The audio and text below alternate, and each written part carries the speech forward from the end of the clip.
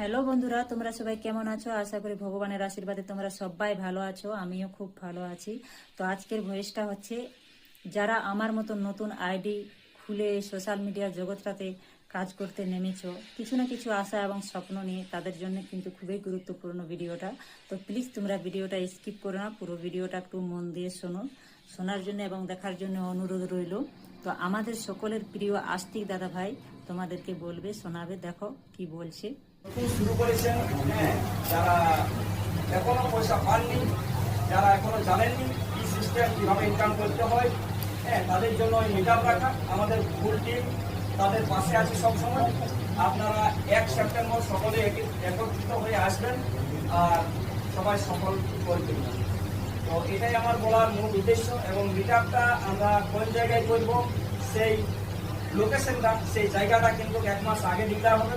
হ্যাঁ, এখন সেটার মধ্যে আমি সবার কাছে একটু একটু করে শুনবো যে কার কি মতামত আছে, তারপর আমরা কিন্তু শেষে ফাইনাল ওই গল্পটা কিন্তু আলোচনা করব।